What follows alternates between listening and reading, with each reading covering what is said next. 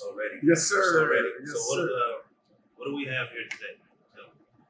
So today I prepared for you the smothered chicken and white sauce, some homemade macaroni and cheese. These are collard greens, and it has cabbage in it. And some people call it stuffing, but where I'm from, it's cornbread dressing. And we got our cornbread muffin. You said this is cornbread dressing. Cornbread dressing. It's always a big debate on the difference between stuffing and dressing. Can you tell me what is your take on the difference? Well, there's a lot going on in the culinary world when it comes to stuffing. Sometimes people are using breadcrumbs and crackers and all of those things that kind of absorb the juice to make it kind of come together. But the way I was taught is we use the same cornbread that we serve, we crumble it, and then we add chicken and our vegetables and our stock to it, and that's the difference between dressing and stuffing. Okay. So look, I want to get to it. Come on. Let's go. That's good. So How you going to attack it? that's what I'm trying to figure out. This white sauce, I've never had white sauce on chicken before. I've had smothered chicken from everywhere, Right. but it's always brown, right? When I first came here, first time I came here, they gave me the option. Actually, they said this is how it comes. The option was to get it in the brown. That's true. Never heard that before again. All right, so look, I'm not a dressing guy. I never really cared for it. I grew up eating it, and I've had moms, everybody that throw down, they make dressing. Sure. Everybody tell me about this dressing here. I had it. Now I order it every time. Okay. It made me a believer, so that's what I'm gonna dig in first.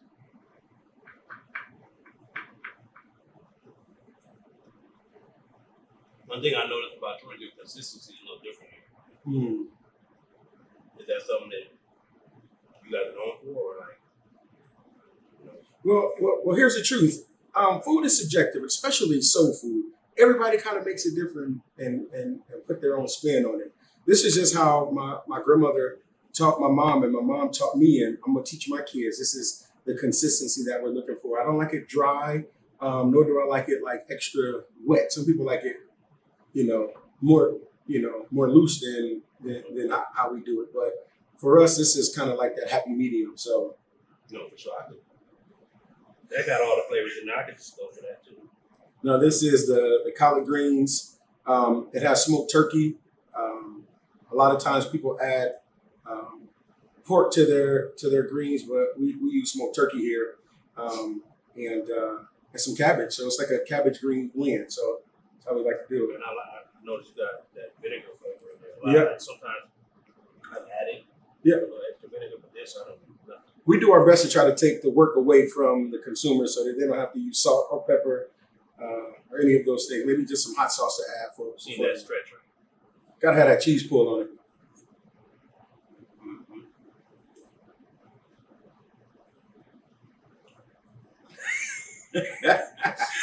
Everybody know the mac and cheese part. Yeah. I'm gonna hit the rice first. Yeah. Get my palate right. Okay, yeah. Cleanse your palate. So that's a star for the show for you. I know you like that white sauce and that chicken. Mm-hmm. That white sauce, though. You know what I'm saying? Addicted to that white sauce, man.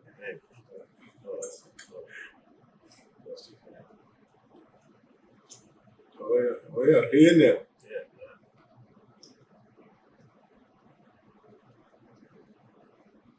Man.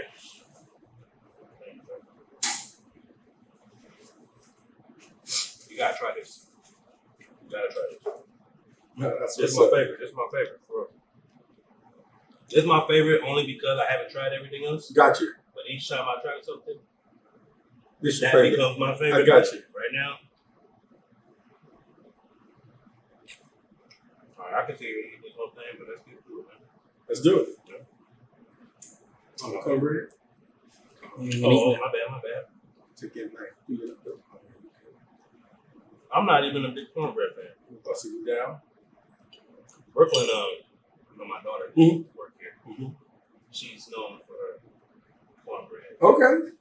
I think she'd be kind of salty that I don't really be eating. I don't eat everybody cornbread. I got you. But I like my cornbread like cake. I got you. And that is like cake. It's like cake. Yeah, yes, sir.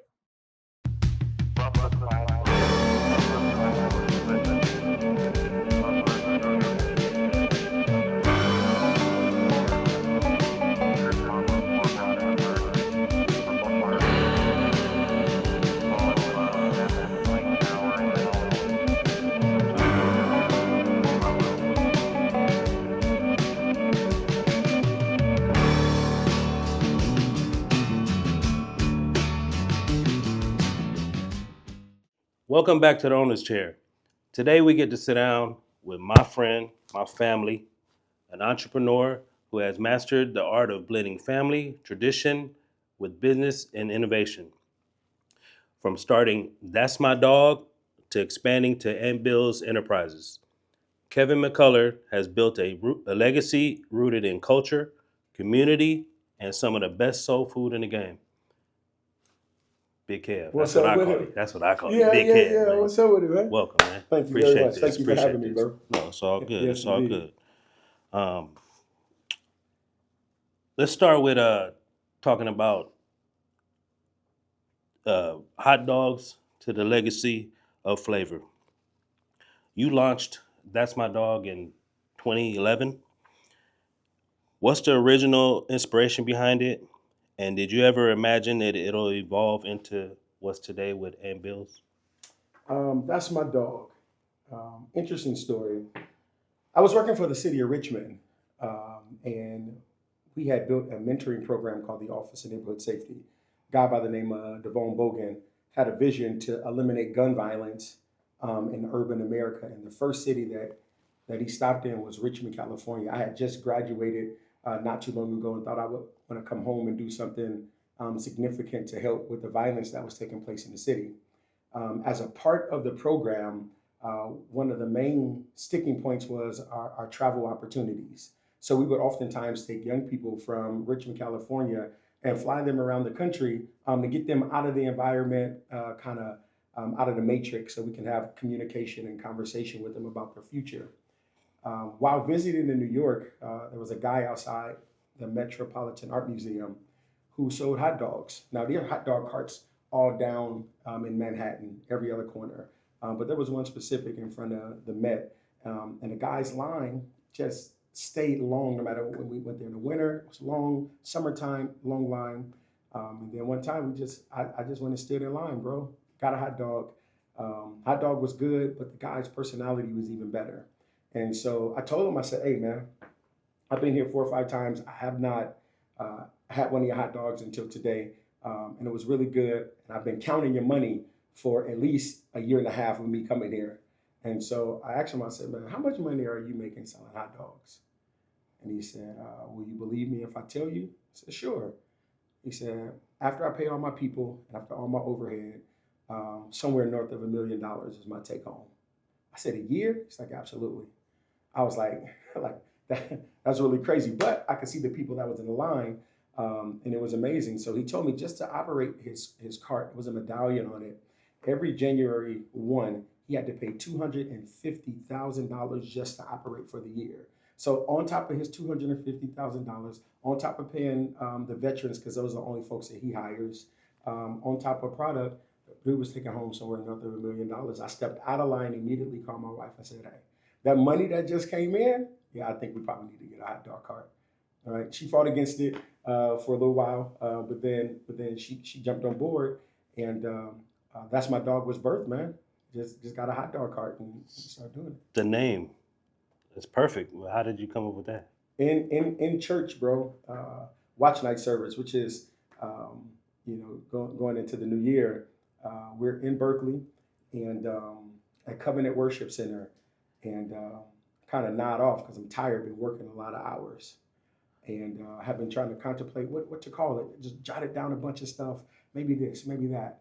And when I woke up in the service, I had only been nodded off for a second. I was like, that's what we're gonna do. We're gonna call it That's My Dog. Like I had a vision, I saw it, right? It's like that fits, right? You go to Burger King, they tell you you can have it your way, right? We wanted the concept to be, because our research showed that people like hot dogs so many different ways. Everybody has their own hot dog, a Seattle hot dog, a Chicago hot dog, a New York style hot dog. So we wanted to do something that where people can come to the cart and customize it. Right? That's not my dog. That's not my dog. This is how I like my dog. That's my dog. So No, that's how I like it. that vision is crazy because crowns. That's how it came up. I did the same thing. I had a list. I was writing a list, and then Kev, the other Kev that I've been working with for so long. I would call him and ask him, run through the list and see what he thought. And I ended up calling one night. He was at the house with his girl's cousin, which is TJ. Okay. You know TJ. So TJ's big on fashion, and so I asked him. I said, "Hey, ask TJ what does he think?" And in the background, T was like, I guess a clothing line that he familiar with. They picked. They had a name that had to do with clothing. So then, as soon as he said that, I started googling barber terms, and I'm reading, and we're on the phone. I'm reading, and it said crown of the head. And when I seen that, I said, "Oh!" As soon as I said crown, I saw the logo. Yeah. And I said, "Oh, that's it right That's there." it right there. And so he helped me, and it's crazy because he actually TJ just opened up his own spot. Okay. And it's called Aura. Okay. And I'm sure he contemplated on the name. I haven't talked to him about it yet, how he got the name yet, but I'm know it's the same thing where if you know T, he definitely has an aura about him. So it just fits in that vision, man. Yeah. When it click, it click. You see it. It's just like a good song. When a good song comes on, it doesn't take you long to know that it's a fantastic song. It's like that's it. Good food. When you smell it, when you taste it, you know off top this was the hit. So no, for sure. It was one of those. When the name popped in, I was like, yeah, that's. I could see it on a card, on a T-shirt, right? So for sure. And it literally, when you see it, that list goes away because you're like, that's it. Yeah. So you mentioned that areas have their own Chicago dog and New York and all that. You have a staple hot dog, the brisket dog. Yes, sir. Is that something that you were trying to coin as like a Richmond thing or Bay Area thing, or just how did that come about? I would love to take credit and just be on something like, man, I just got creative one night and it happened. No, man, I'm watching the Food Network, and I watched a guy put pastrami on a hamburger. And I was thinking to myself, like, wow, I've never seen anything like that before. So as I'm contemplating what kind of hot dog will be our signature dog, I start thinking, what can I already do? What's already kind of a staple? And barbecue is a staple in my family, right? My grandfather was a pit master, my uncle's pit masters. So brisket, ribs, barbecue sauce, that's always been a part of my DNA. And so I was thinking to myself, I've never seen a hot dog with like ribs on it. I've never seen a hot dog with like brisket on it. And so it was like, man, let's see what that looks like, right? So the thought, came from me watching something. But that's why it's always important, man. If you're into something, spend some time reading about it. Spend some time around it, because the influences and the creativity comes as you begin to kind of throw yourself at your passion. And so, and it came, man. And when it hit hard. Just from the initial cutting of the brisket, just knowing that it was tender. Right, people would look at it and be like, "I wonder what kind of bite it'll produce." But when they taste that brisket and it's tender like that, and that barbecue sauce that goes down on top, it definitely has built everything. It's the foundation of everything we've built. Is the brisket hot dog for sure? I mean, anytime you give me a hot dog and give me a fork with it, I already know it's gonna be fire. Yeah. It's gonna happen. Moving towards scaling your food business, and I also know that you've done many high profile events. So from running a food business across multiple states come with its own set of challenges. I could just imagine what the things you have to deal with and tend to. Um, what are some key lessons that you've learned in scaling from Texas back to here, back to Cali? Um, Everything for me is about brand and business integrity, right? There's a way that you do a thing. And so, what I would say that the toughest thing that I've had to face up until now is making sure that the way that we do things in Texas is done that way here in California, right? Flavors, textures, but most importantly, to me, it is the community involvement and the customer service, because that really is the heartbeat of our business is our customer service. And so, just trying to manage from afar, trying to lead from afar, and making sure that things don't get diluted along the way. I remember I had a fourth grade teacher named Dr. Shore. He did this experiment with us, and it helped me ever since then. We had, I don't know, 18, 20, kids in class, and he walked over and he whispered something in one of the kids' ear. And he told them to whisper it again. That was the drill. Keep whispering what he said to everyone in the class. And when it got to the last person and they said out loud what it is the person had just told them, it was completely different from what Dr. Shore had first said into the first person's ear. And so the message just kind of got diluted as it went along. And I think that that's a challenge anytime you're trying to replicate what it is that you do. You have to keep your finger on the pulse of what the main message is so that everyone understands. Again, it's one band, it's one sound, right? We walk in this thing together. So just making sure that people understand that, right? That this is the way that it was intended, it's the vision. How close am I to doing this thing the way that it was given in the vision? So did you bring Cali to Texas, or are you bringing Texas to Cali, or is it a blend, or what's the vision on that? No, I took all of who I was to Texas, right? I learned from a kid, my grandmother, my mom, my aunts, my uncles, how to build flavors and X, Y, Z in the kitchen. But more importantly, they taught me how to treat people. You know what I mean? And so I've taken that with me every place that I've gone, whether it's high school, college. If anybody's watching this and you know me, you can testify to this. I've tried my best to be just like a cool dude, right? I've tried my best to treat people right. But the flavors and the food, that's something that just kind of graduated over time. Me learning how to cook, it wasn't like, oh, I'm going to open up a restaurant one day. I just wanted to go to college and make sure that if I wanted something other than top ramen, that I could have it, right? I wanted some of the good cooking that was produced at the house. So they taught me how to do it. And so when I went to school, I felt very prepped and ready to make that happen. So that's kind of happened. I took Cali to Texas, but then Texas taught me a lot. It just did. So I believe in best practice models, right? So if I run into a best practice, I'm gonna take it from California to Texas, from Texas back to Cali, from Cali to wherever else we're going. So whatever's working, we're gonna stick with it. Well, they got that. Southern hospitality.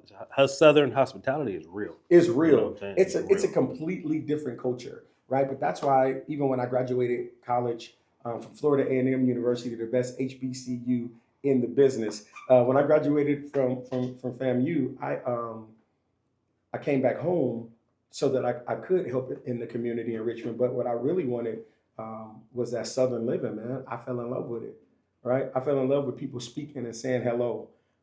People looking out for one another, right? I got a chance to experience that, and the pace of living, man, it was just like, it was really cool, and the cost of living, for real, it was beautiful. So you mentioned that you was talking about you went to school and you didn't want to just live off of top ramen and stuff, right? I've talked to your brother about this. Why I didn't know that you cook like this before when you left, because hell, we was running around and I've never even had thought an of inkling that I could cook. So, but you was cooking back then? Well, I was, right? But in my mind, it wasn't anything significant or special. Again, it was a survival skill. right? But my mom, who really pushed the envelope on me, she be at work and be on some. Yeah, I took a roast out the freezer. When you get home, right? Hook it up, huh? You're cooking it. You know what I mean? I want dinner ready when I get home, right? So I'm like, I don't know how to cook no roast. Okay, here's what you're gonna do. You're gonna put a little grease in the skillet. You're gonna brown it on both sides, right? I want you to set the oven to 425, right? After you take that meat out, right, you're gonna put it into, you're gonna put it into the dish. And what you're gonna do is sprinkle some flour, right, inside the skillet that you just fried, the roast in. You're gonna brown it.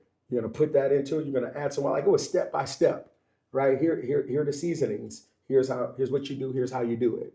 So years of that, it just got me ready, right? I knew what to do when I went to school. It was cool because my teammates, um, you know, chicks that I would invite over, you cook this, and to me, it wasn't special. When were you making these roasts? Because, like I said, I pick you up in the morning, go to school, Yeah, be at the school all yeah. day, No, listen. and then So, at night we end up no, hooking up and going out. And it started in high school.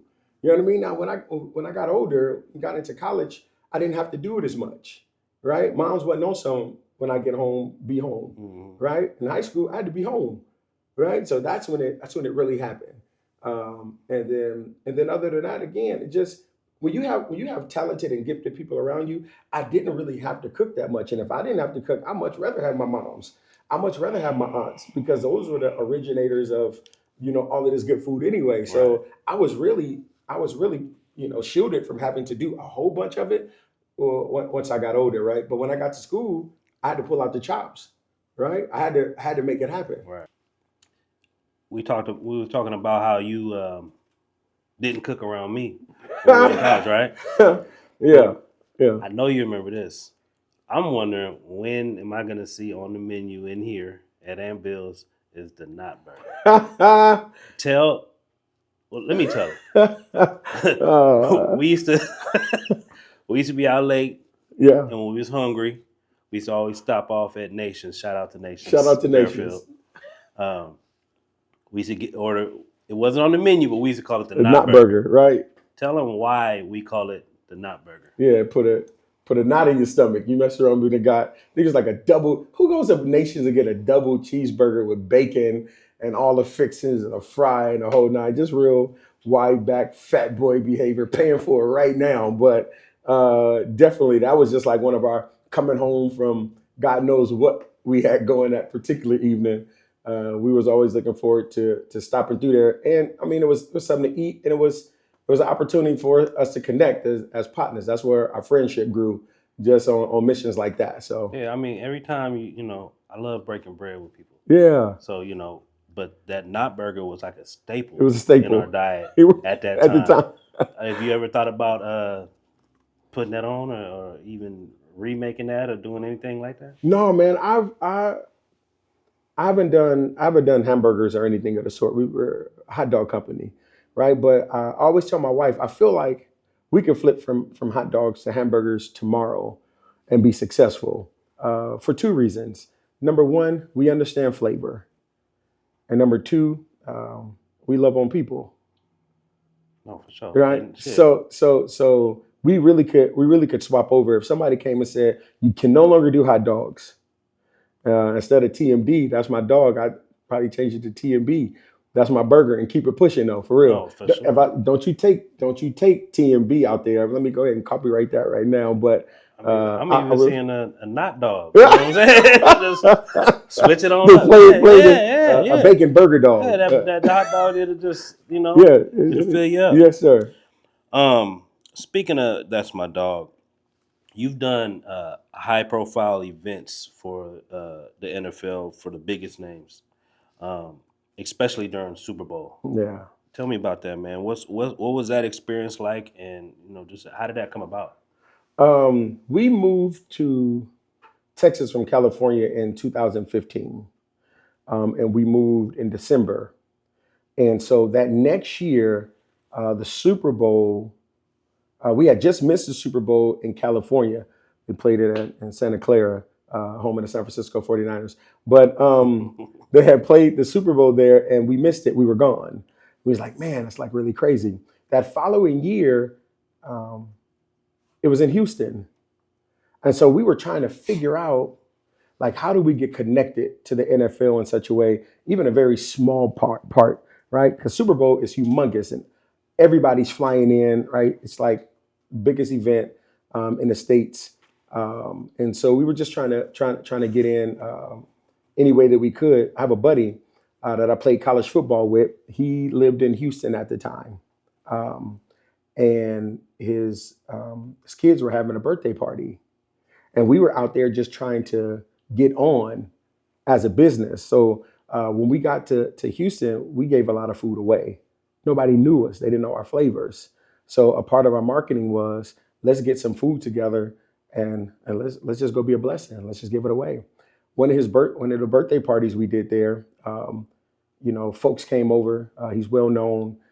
Folks eating the food, loving it, right? And then his mother-in-law, she was just like, "Hey, have you guys ever thought about doing a Super Bowl?" Oh, well, we absolutely have. She's like, "Well, if you guys are interested in doing a Super Bowl, I have a number of someone you guys need to get in contact with." Right now, this is later Sunday night at the party. Early Monday morning, we wake up. My wife calls the number, and it was like, "Oh, if you're interested, you need to get downtown immediately because today is the cutoff, and we're closing the doors at say 10:30, right?" At the George R. Brown Center in Houston, man, we sped down there, walked into an auditorium, and the place was full of vendors doing all type. The place was full of vendors that did all type of things, but a lot of food vendors who are all looking to get in the Super Bowl. And so they gave us all the information and told us, okay, here's what's going to happen. You guys are going to have to come do a tasting. You're going to have to bring your best dish, and there's going to be a lot of competition because we're only keeping so many of you food vendors. So they cut it into like 3 different days where you had to go. The day we went, there were hundreds of vendors. And they told us they were keeping like 8 or 9 companies. These folks are out there in like huge rigs, beautiful like food trucks. And man, I popped the trunk and I lie to you not, I had like a hot plate. And in order to get the hot plate hot, I had a generator. You know what I mean? Get that thing going, got the hot plate going, hot dog, brisket, chopped it up, got it hot, took it in there in a beautiful presentation. When the committee from the NFL bit into the hot dog, and I have a picture of it, bro. She bit it and then she closed her eyes, right? And so in my just like when the name That's My Dog popped up, and I just knew it was a click. When she closed her eyes, I felt it in my spirit, bro. Like she just fell in love with that bite right there. And we went into the auditorium where it was going to be. 10,000 folks are going to be a part of the party. I recorded with my wife after the tasting. I said, I really believe that we're going to get the Super Bowl bid. Like I felt it was very confident. And so, and we did, man. We were one of the 8 companies that they kept. We wound up winning what they call Bite of the Night. And so since then, man, we've done several Super Bowls, and they just fly us around city to city. And it's amazing because it's it's a tailgate put on by the owners and the coaches of the NFL. So you got just like all your celebrities and favorite stars and favorite athletes just walking around and coming up to taste your food, and right, you getting kudos from folks that you watch on television, man. And it's nothing like it, bro. It's absolutely nothing like that energy. So how's the pressure? Because have you done an event that large? How many people did you serve that day? So it's the first time we did Super Bowl, we did 3,000, right? The second time we did 5,500, bro. That's a lot. It's a lot. But like I got some real riders with me, man. I take my mom and my wife like anywhere that I go. And I know if I have those two, I already know what time it is. Right. So my mom, who really taught me how to do, everything that I'm doing as far as culinary is concerned, her and my wife, they really believe in prep. Right. And if you're going to do anything for a large number of people, you have to prep. Right. So it's just that some people know how to make a small pot of something taste good for 10 people. Can you make it taste good for 3,000? Can you make it taste good for 5,500? Right? And the concept is it's either all going to be good or it's all going to be nasty, but it's all going to be the same.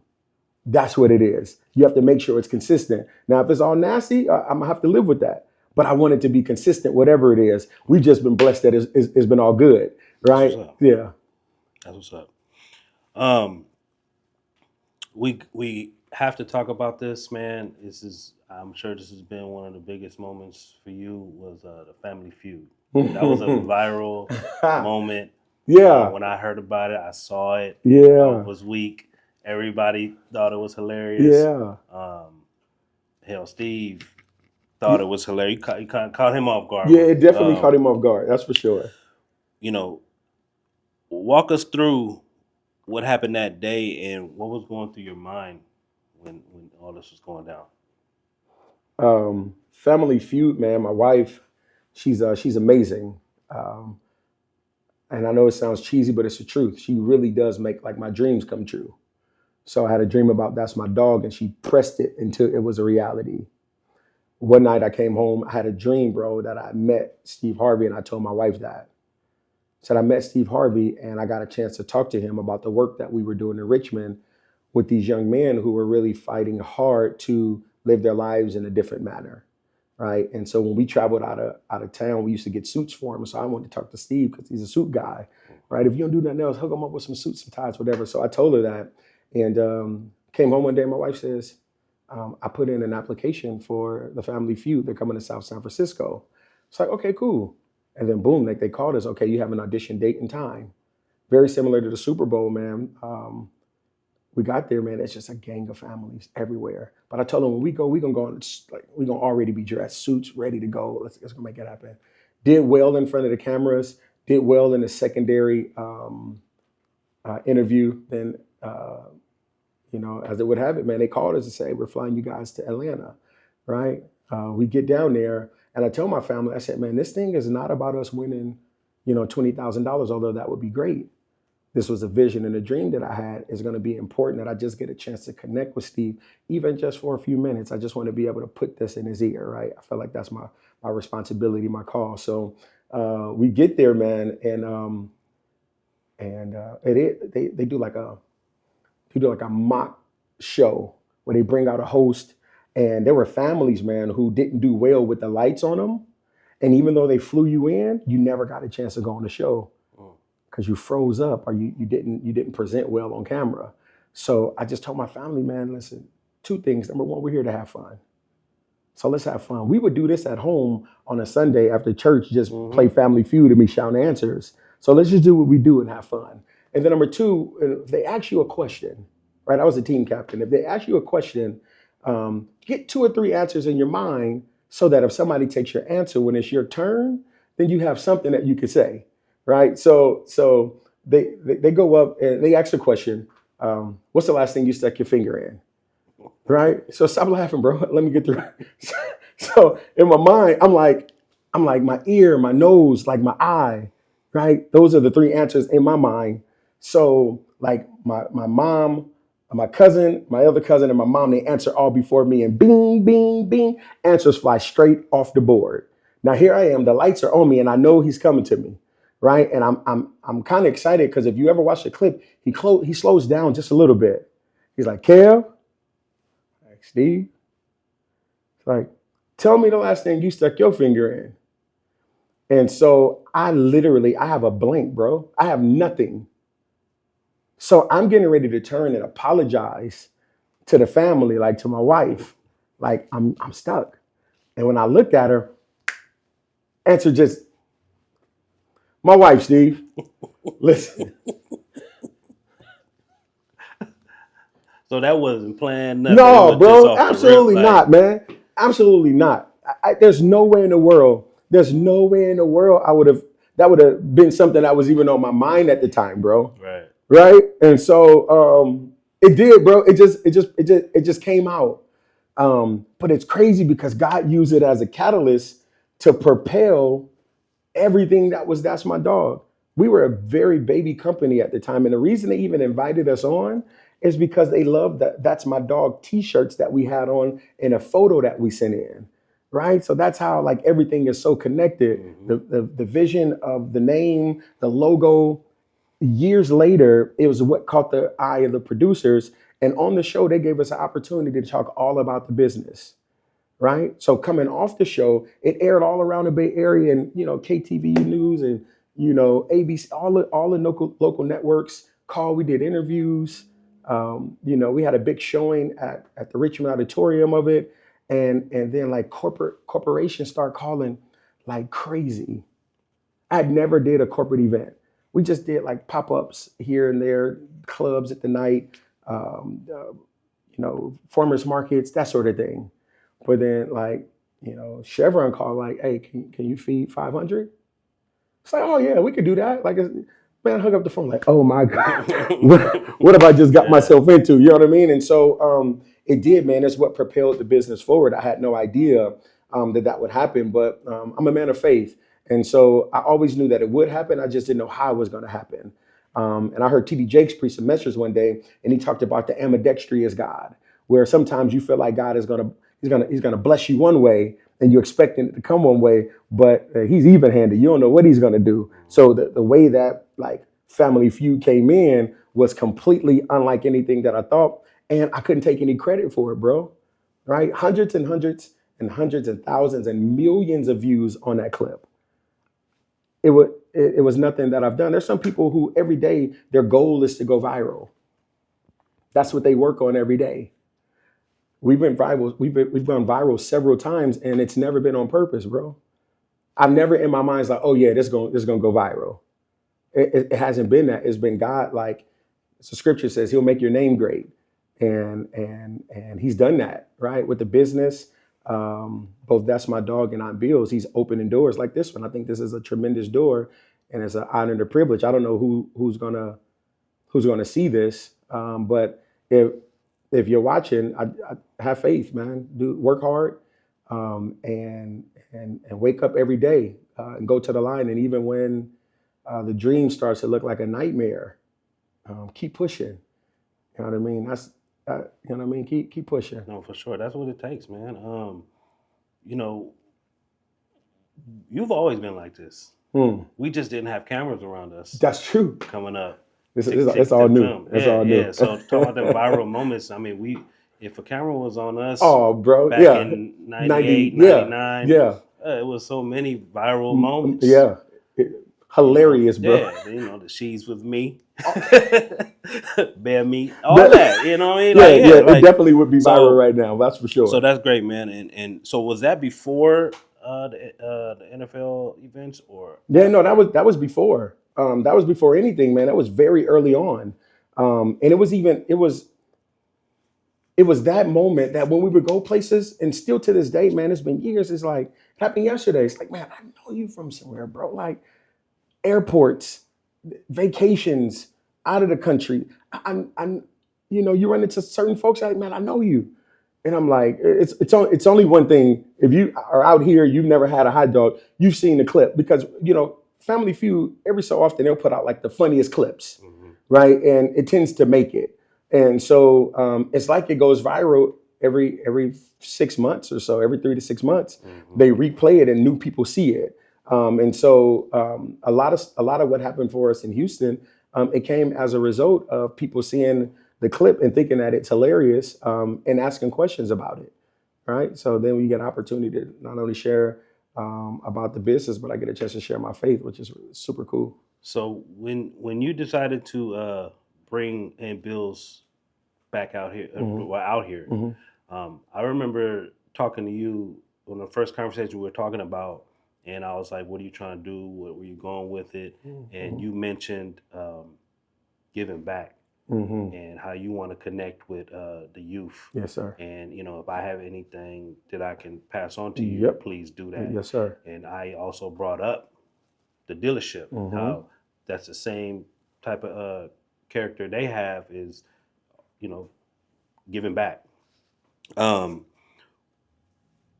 Your brand is deeply tied into the community.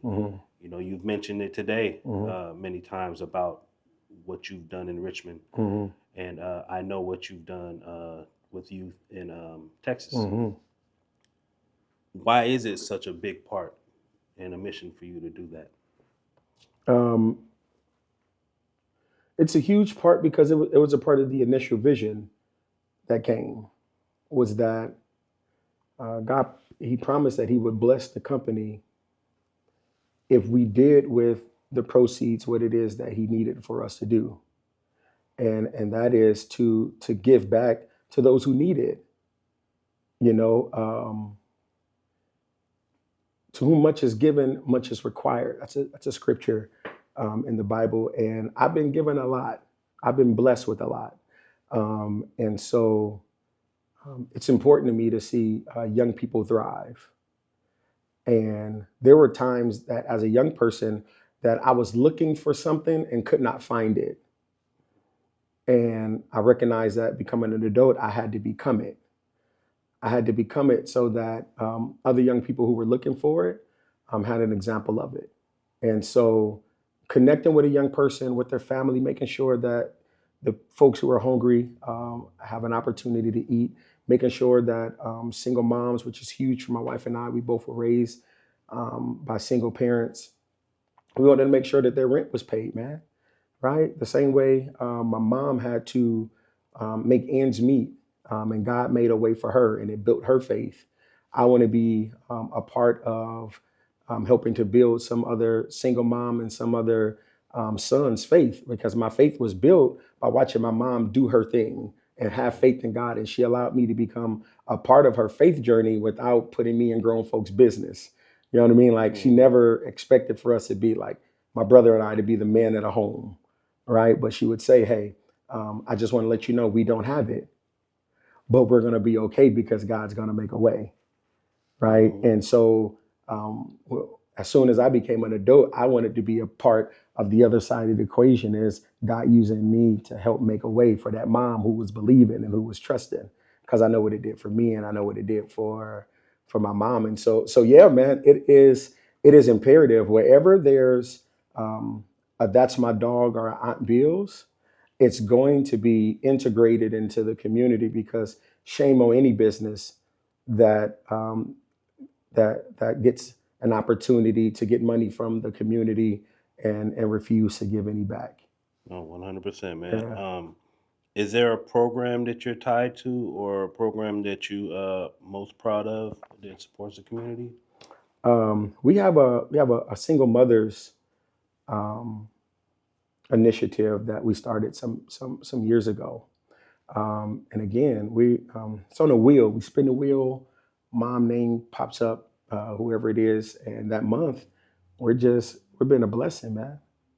Be it transportation, because they have BART, or be it rent, be it food, whatever it is, um, spa days, whatever it is, right? Hmm. We absolutely do it. And then I'm grateful for the internet, because it allows for you to have an ear to the ground. And so you're able to see that there are certain things that happen in communities, homes burn down and kids need clothes. That's where we're filling in the gap. There are young people who are trying to be successful at whatever it is that they're doing, right? If we can lend a hand, and we know about it, we're going to make it happen, right? Families who don't have food, it's an unwritten rule, and it's not on social media. We're not taking pictures with folks, but if you're hungry, let us know. Nobody should have to be hungry. No.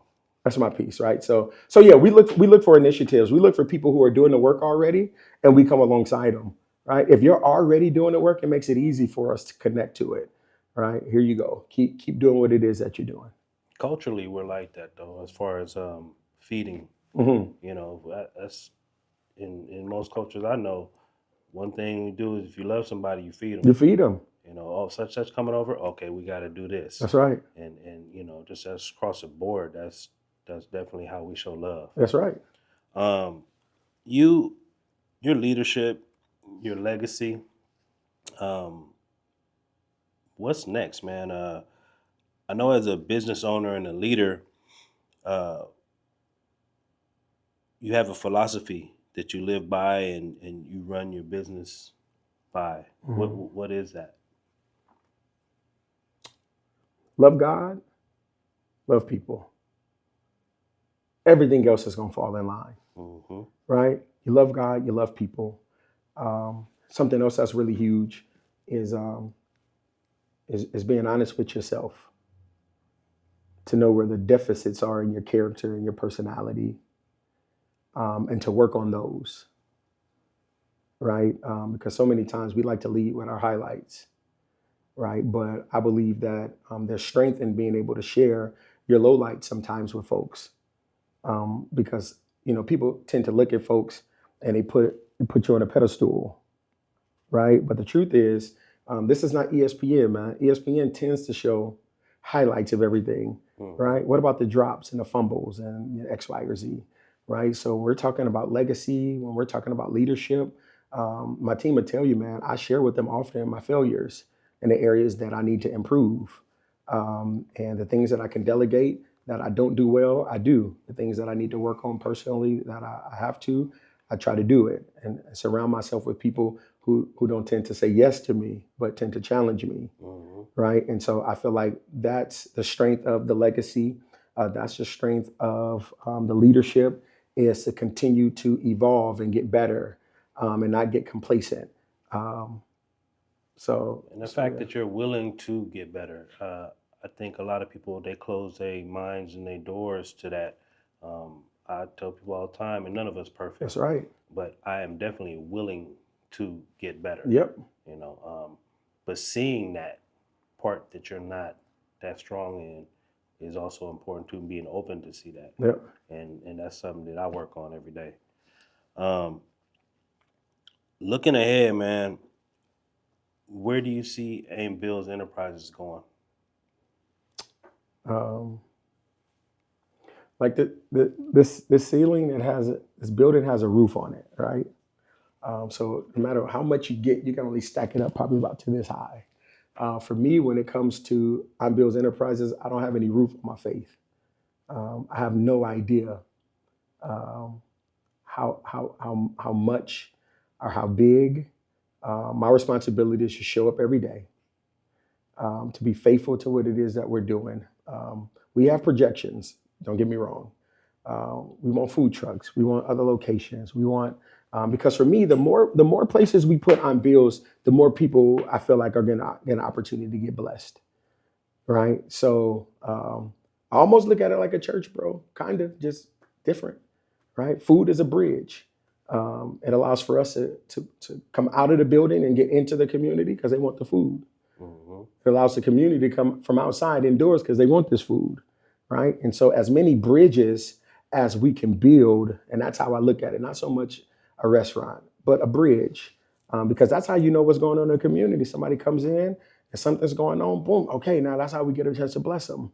You know what I mean? So I want to build as many bridges as possible, but I want to do it with integrity. I want to make sure that people are being loved on well. It takes money to run business. And so you have to make your money. But I feel like if you're taking care of people well, then that's the last thing you have to worry about. They'll come. People are going to come spend their money wherever they feel like they're being respected, treated well, and looked after. And so that is the plan for Unbuilt Enterprises, just to continue to grow, continue to be open to opportunities, and making sure that we don't allow for the why of what we do to be watered down. Not so much the what. No, for sure. Yeah. So for an aspiring entrepreneur, what that's trying to take their idea or their passion into a business, what can you tell them?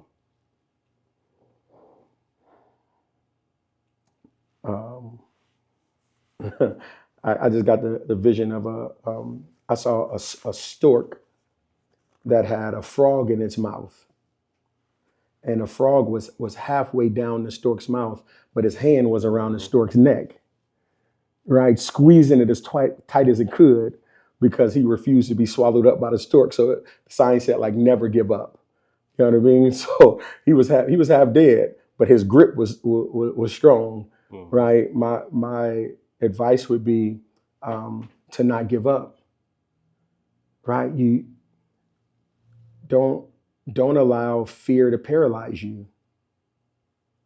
Um, don't be afraid of failure, right? Never be afraid of failure, because if you are, you'll never know what it's like to be successful. Because you're gonna allow the fear to stop you. And so yeah, that would be it, man. Just never give up. Be courageous, because fear is gonna be there, man. Going to Texas, man. Every what if that I played in my mind that I probably shouldn't have played in my mind, it happened. Every what if this, what if this, what if this, every single one of those things happened. And I had every right to give up. I don't think anybody would have been upset with me, because I had literally, my wife and I, we had done all that we could. But you fall down 7 times, you gotta get up 8. You fall down 7 times, you gotta have 8 get ups in you. That's all I'm saying. You may fall once, but you at least gotta get up twice. You can't fail once and then fall once and then that's it, because it's over. You gotta keep getting up, bro. So keep getting up, family. Speaking of family, I know the building that we're in was formerly Shea Soul. Yes, sir. And that's family. That's family. Family. When you say it twice, you know it's real. Right. Just like white sauce. White sauce. You said it. But being that it's family, myself, I'm big on family. That's all we got. Fairfield Automotive is built on family. Generations, and once you're part of that system, I've been times where I don't know who is family and who's not, because that's how they treat everybody. That's right. And I see the same thing here. That without that, how does this go?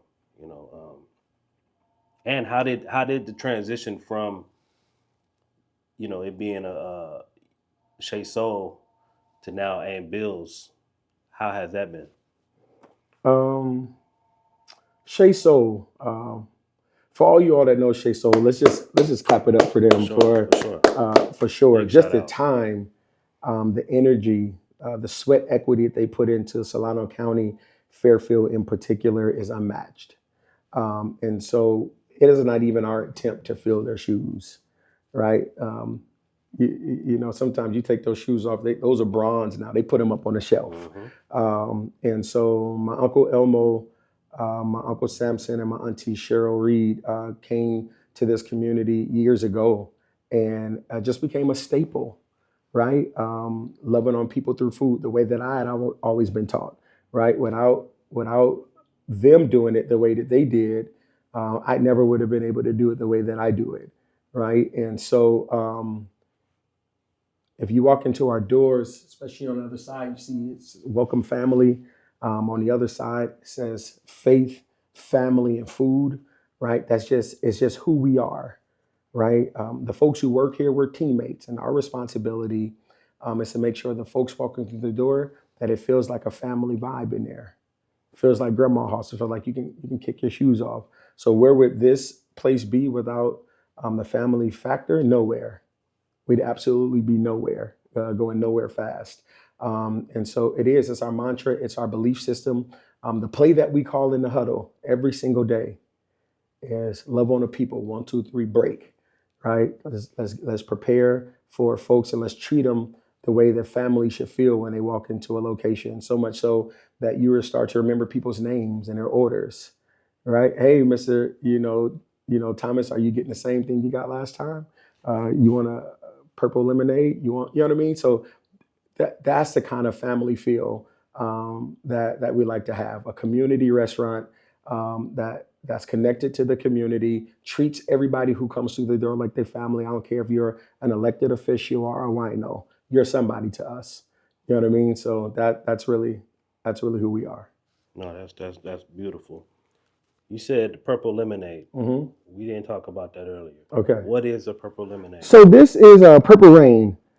Purple Rain. Y'all know the song. So anyway, my grandmother's favorite color was purple. A lot of the pictures that we have of Granny, she was in purple. We were looking for a signature drink. We do not sell beer, wine, or alcohol. So we wanted some mocktails that we can offer folks that still have good flavor. So the Purple Rain is something we kind of put together. It's a lavender lemonade. It's pretty cool. Stir it, kind of changes colors on you.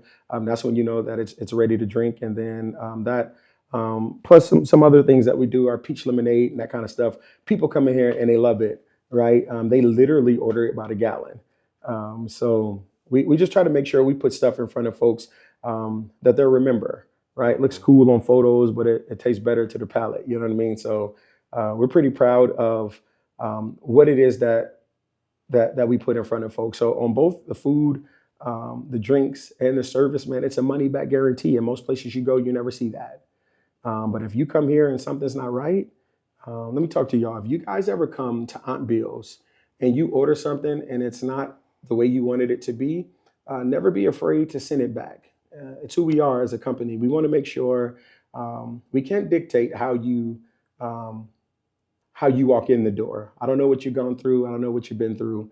But on your way out the door, we do have the ability to have some influence on the narrative of you leaving the building. And so we never want anybody to leave having not been treated well, fed well, and looked after. So know that we offer a money back guarantee and we stand on that because what we really want is for you to come and enjoy yourself with your spouse, your children, multi-generations, bring grandma. It's a family atmosphere. We're looking forward to loving on you as soon as we can. So come see us.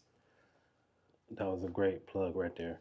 But look, speaking of customer service, you got your birthday song is Yes. unique, is dope. Like I have never heard of it.